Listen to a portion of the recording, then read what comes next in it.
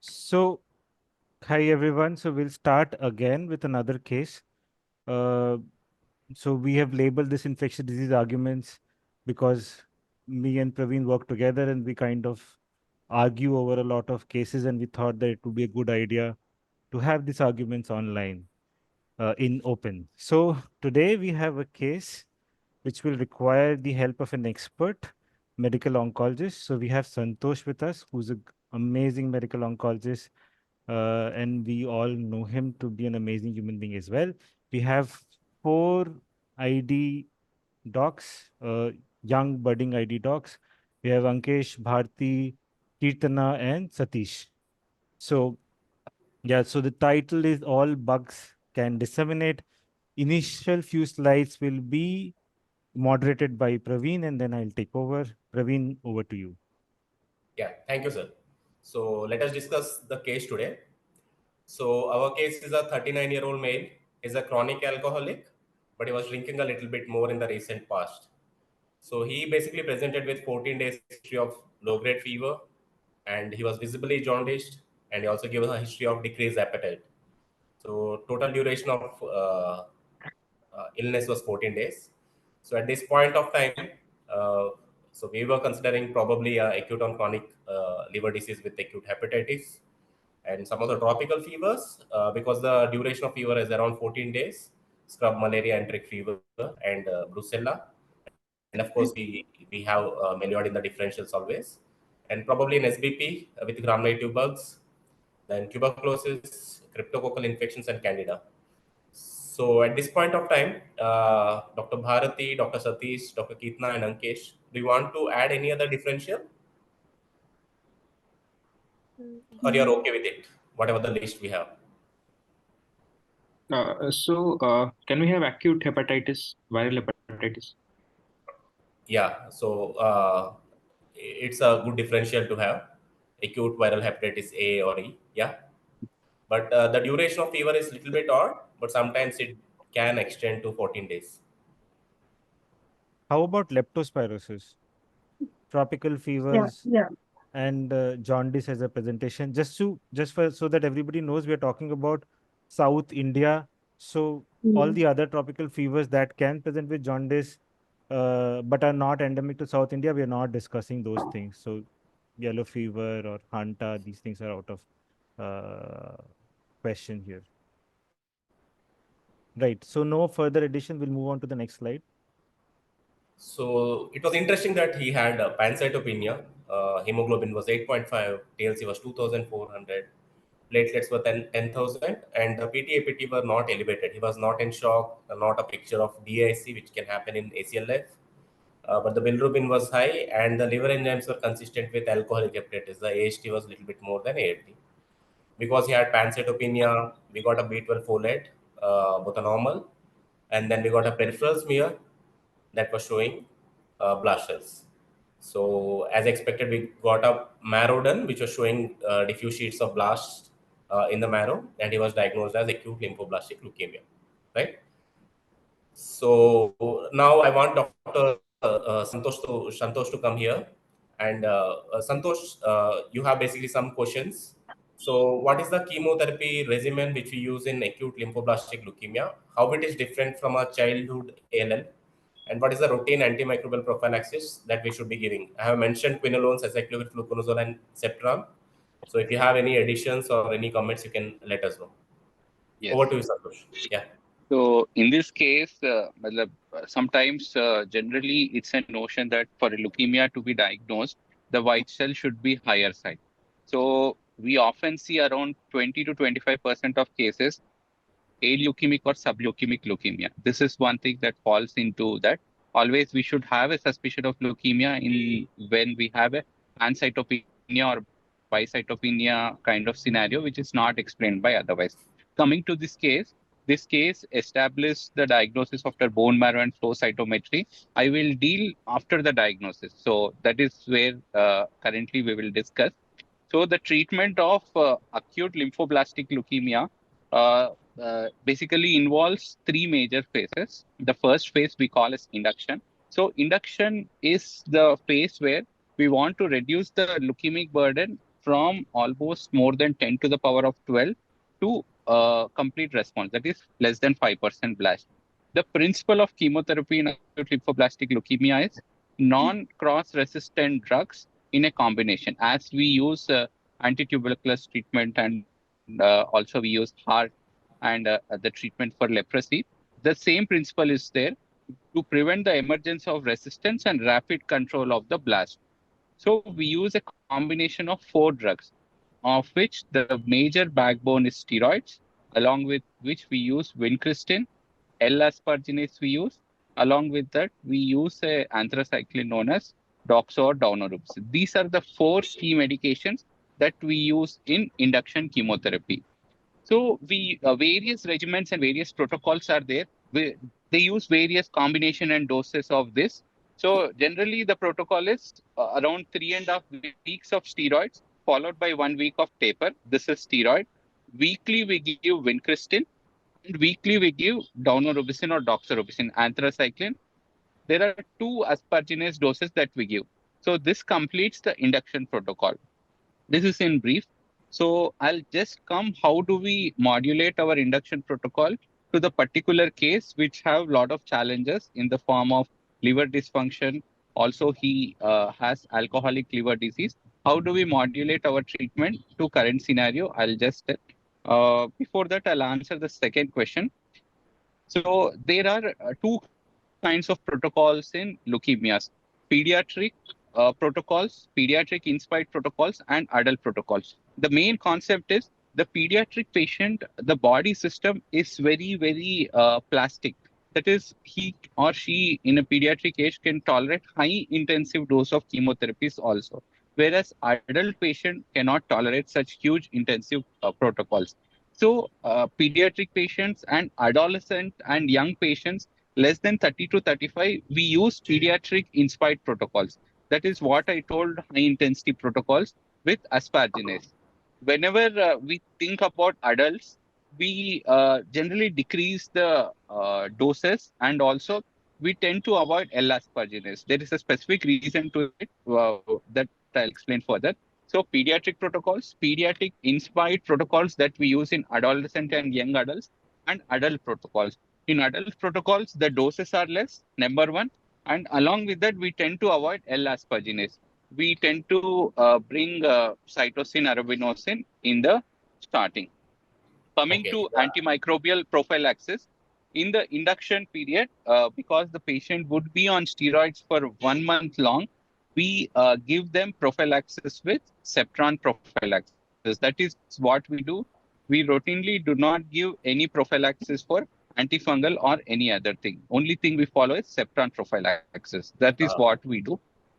Yeah. So, Santosh here. Next, coming to yeah.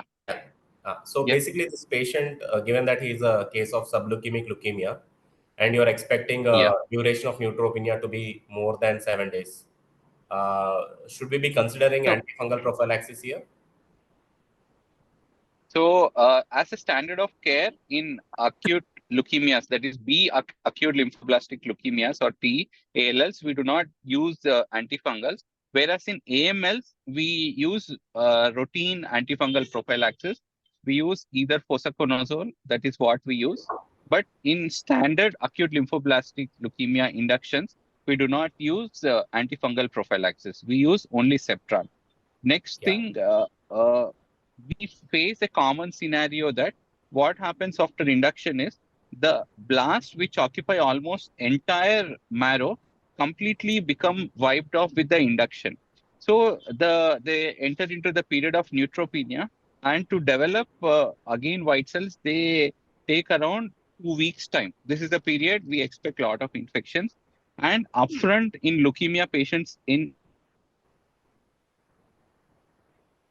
India, the problem is we have along with it, we have infection. In that scenario, what we do is, in these 4 I have mentioned, we have 2 drugs. So those are vincristine, which doesn't have any myelosuppressive action. The second is L-asparginase. These both are the drugs which do not have any myelosuppressive actions. So even in a patient with what we do in this scenario, we do. in this scenario, the patient, uh, I think, matlab, I answered almost 3 questions. We'll Right. take Yeah, on as and when we move further. yeah, yeah. Right. Right. Okay. Right. So, Right. My basic thing is to explain how is the treatment protocol, what are the 4 drugs, 2 myelosuppressive, 2 non-myelosuppressive drugs. Yeah. so basically, to summarize, in adult patients, we go with a less intensive chemotherapy, and probably we might avoid aspergillase. And the 4 main drugs are vincristine, prednisolone, elaspergillase, and one of the anthracycline. And not all chemotherapeutic agents are same. Some of them do not have that much of neutropenia, but some of them do have a lot of neutropenia. And as Santosh said, probably co-trimoxazole prophylaxis something is which is needed. Yeah, we'll go to the next slide. Uh, as you know, this patient was having hepatitis. We could not use any azole prophylaxis, even though because his patient is neutropenic to present way, and we are expecting the duration of neutropenia to be more than 7 days, so they might have increased risk of fungal infections. And we could not use even septine prophylaxis because of underlying hepatitis as well as the pancytopenia. Yeah. So also these are the decisions taken by the medical oncology team. Not that Yeah, so pancytopenia is a contraindication for contradiction. cotrimoxazole use, or so yeah. And the decision to give which prophylaxis is nuanced, and there are a lot of things that we can discuss with the issues with fluoroquinolones and stuff, but we'll not get into that because we're short of time. So uh, basically, these were the chemotherapy as Santosh explained. So this was what they planned. So initially, they started with prednisolone, and then the idea was to give weekly vincristine and the 2 doses of L-asparaginase. They planned L-asparaginase in this patient any which ways. So the patient, after receiving 5 days of high-dose prednisolone, basically had high-grade fever, and he was started on broad spectrum antibiotic by the team, and he had these macular lesions, at which point both of us were involved. And any idea, Bharti, Kirtana, Ankesh, or Satish, are these lesions telling you something? Do you think uh, Yeah. we should do anything specifically about these? So yeah, Yeah, go ahead, Ankesh. yeah. So considering the patient is neutropenic, not on azole prophylaxis, plus liver enzymes are elevated, I want to keep some mold and fungal infection in first in the in my DDs. So I would like to keep, like, based on these lesions like fusarium, disseminated fusarium, uh, Right. although less chances, but candidemia, mucor, rhizopus, aspergillus, and histoplasma in my fungal DDs. Apart from the fungal DDs, not related to these lesions, but elevated liver enzymes. So I would like also to keep the viral reactivations like CMV, EBV, adenovirus reactivation, etc. in this patient. So yeah. Right, right. So great differentials, Ankesh. One thing is that the the the race transaminases that was there before could be possibly related to alcohol, could be possibly related to the Yeah. disease. So both are possibilities. These are isolated, discrete macular lesions, uh, possibly a little raised, but these are not nodular. Just in case, so piseriosis and all possibly Yeah. would have more nodular Nodular. manifestations. Again, aspergillus, mucor, uh, maybe a possibility, right? So, anyway, so as of now, biopsy is not an option. So, we're looking at what next step do you do. Anyways, we sent a blood culture Blood culture. and it Yeah. came out to be candida. So, when we saw these lesions, we had an idea that these could be possibly candida related lesions. So, in neutropenic patients, particularly, these lesions have been described. And so, when we saw the lesions, we anyway started the patient on an antifungal, and you get this blood culture after 2 days any which ways. So sorry, yeah, that's not helpful, but anyway, so I have, I'll just intervene. Matlab, yeah. for a medical oncologist, we generally see gram-positive infections in such scenario. MRSA is one we see whenever we have skin manifestations. That is one. Has he received L-aspergillus also No, Not not yet. before this? no, not Not yet. yet. And he was Yes. on broad spectrum antibiotics that included anti-MRSA cover. So we thought that Okay. here possibility of bacterial is still there, something resistant to all the things that we are giving. But again, in the context, Candida was a high possibility. Anyways, this next slide we want. Yeah, Santosh. One pertinent point I want to add, in this patient, the difficulty he had significant baseline liver dysfunction, and with alcoholic, two drugs we cannot use straight away. That is vincristine and L-asparginase. We will not be able to give in this scenario. Right. And Yeah. only the remaining drugs are prednisolone, one, and Yeah, Santosh. Basically, he was even just started the on. anthracycline is very difficult giving in this thing. Yeah, Yes. basically the patient was just on prednisolone. After Yeah. 5 days, he So had a only fever. for which we can give in this scenario for leukemia. Yeah. Right, right. So absolutely agreed. So patient was only on prednisolone, and all the things that we are discussing is just when the patient received prednisolone, all the chemotherapy was stopped, and the patient was transferred to infectious disease at this point of time. And as you know, we don't do well with chemotherapy, so we didn't interfere with chemotherapy, and that is going to come a lot later in the case. So as of now, what we did was we got a fundus done. So there is right now a debate as to whether you should do routine fundoscopy in patients with candidemia or not.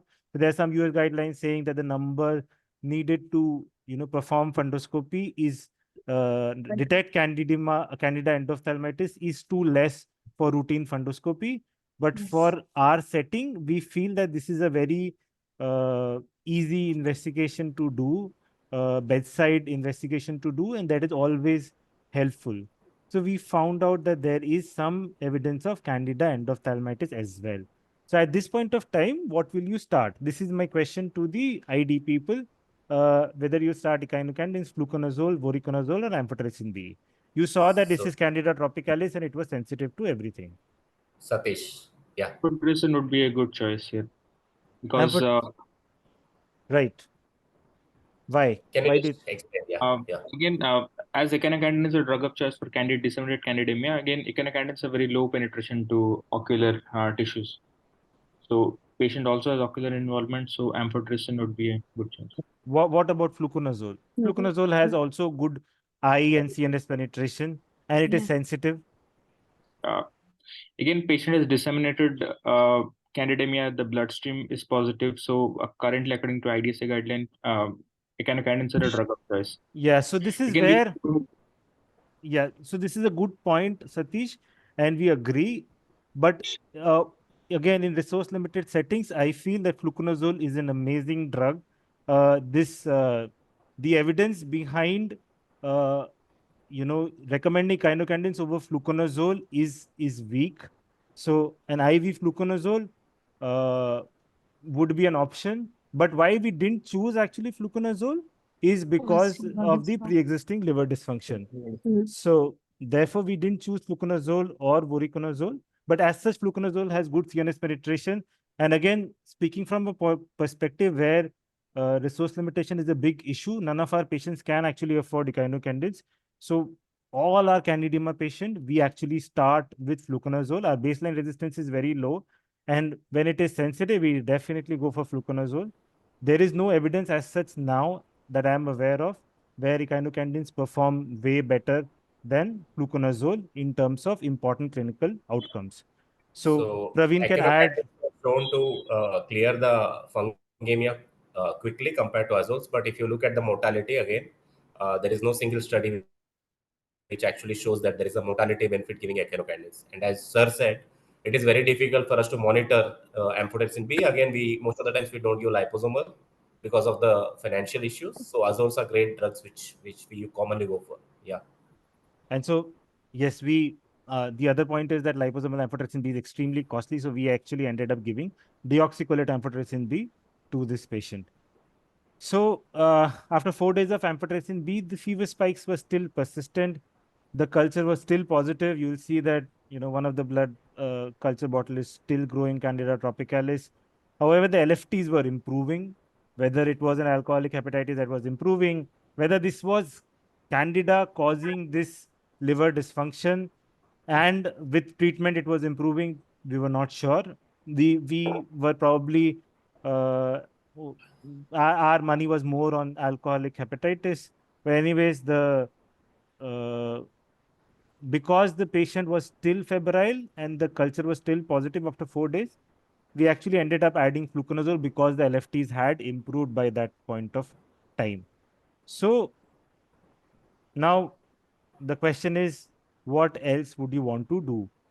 So Yeah, Bharti, I would like to you to comment on the CT picture as well, whatever you are seeing. Yeah.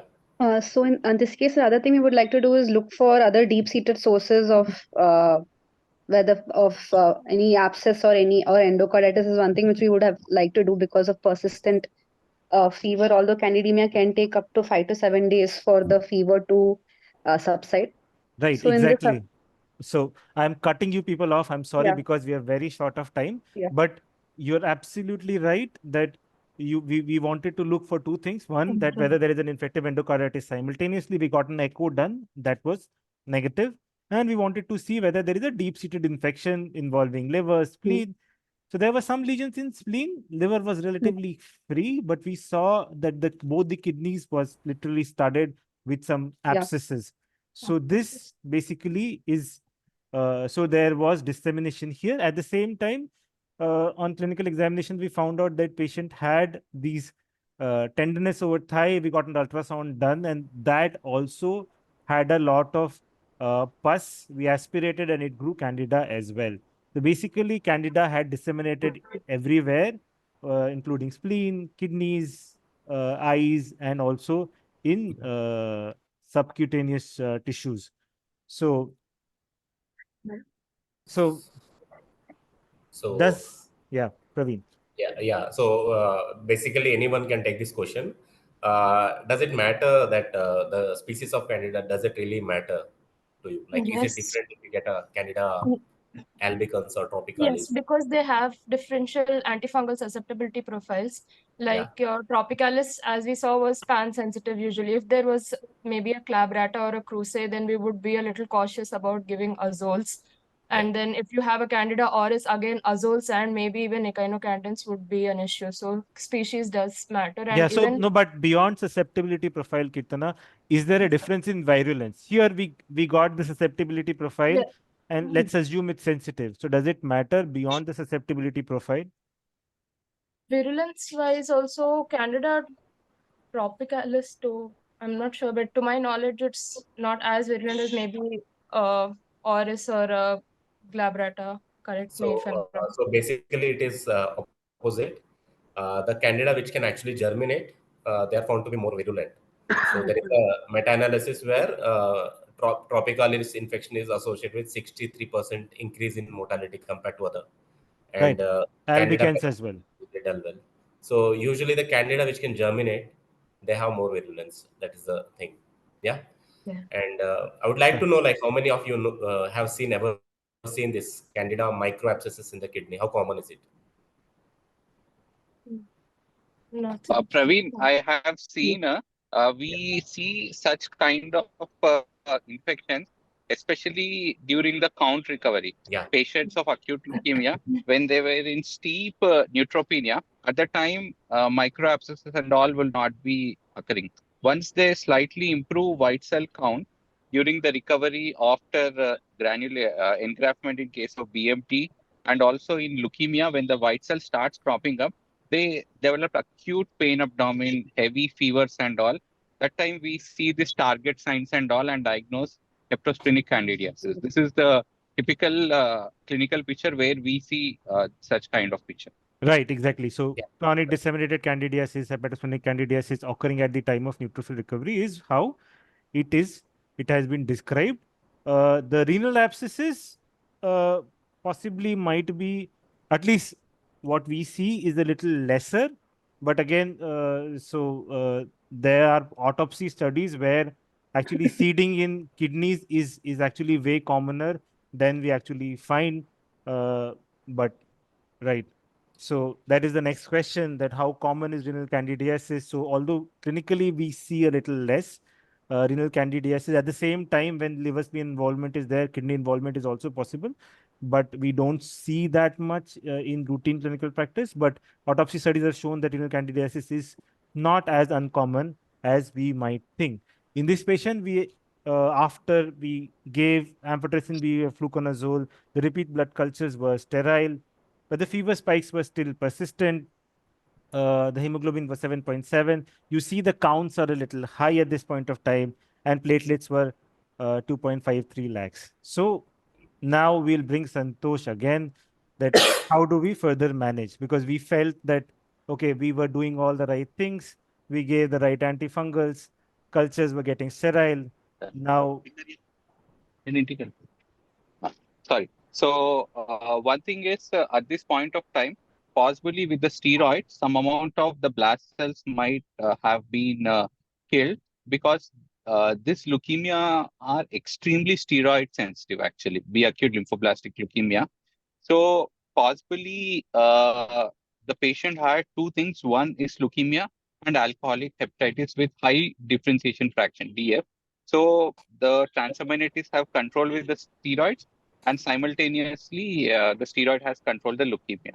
Now, because the patient has disseminated candidiasis, I would slightly lower the dose of steroids, maybe 0.5 mg per kg in this scenario, along with add-on vincristine. So that is another agent that I can introduce, which is non-myelosuppressive, and also liver function has normalized. I will add at that point of time. I can right away add vincristine even though the patient has high-grade fevers and all. It's definitely non-myelosuppressive. Its toxicity profile is completely different.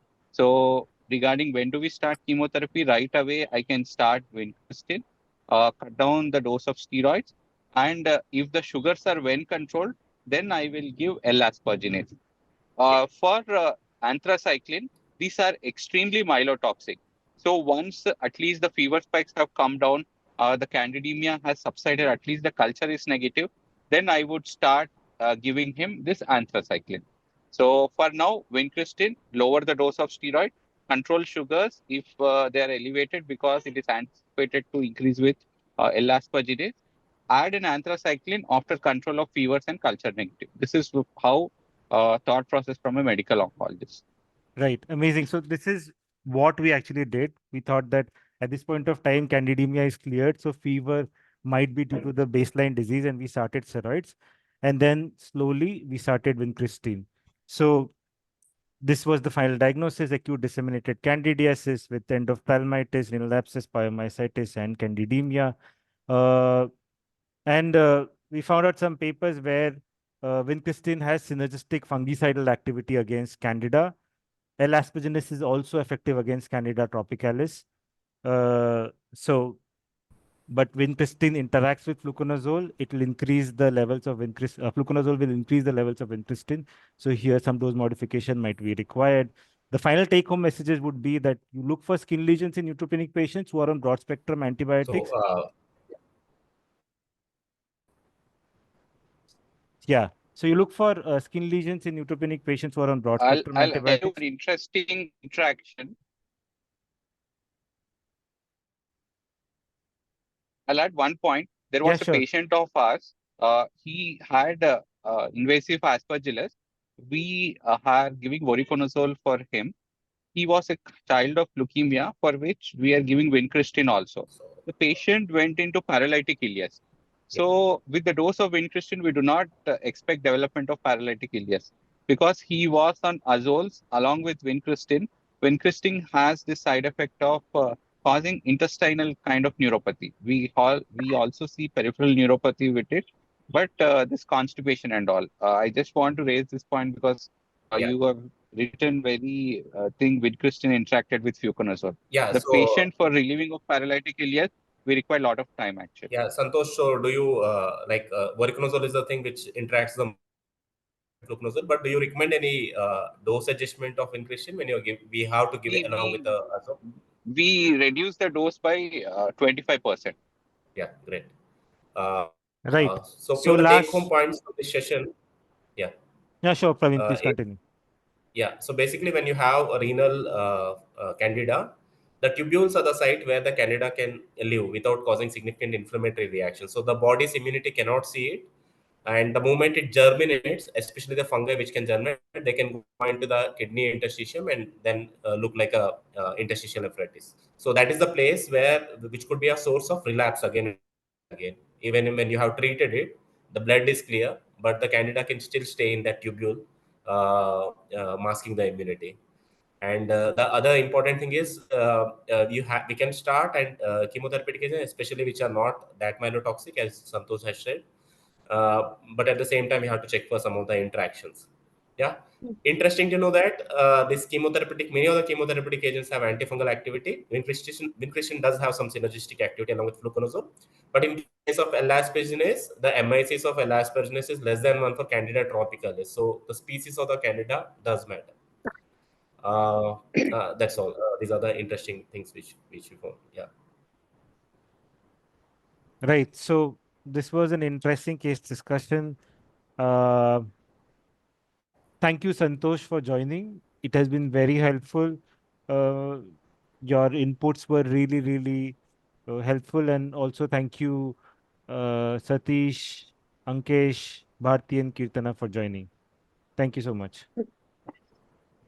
It's good to see all together. I think all these faces I saw things after a lot of days.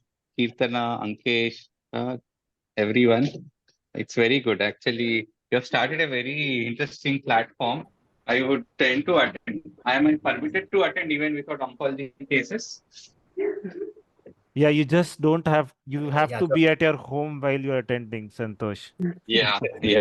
Sorry, apology for that. No, just kidding. So, Yeah. but it was very helpful. Yeah. Thank you, Santosh.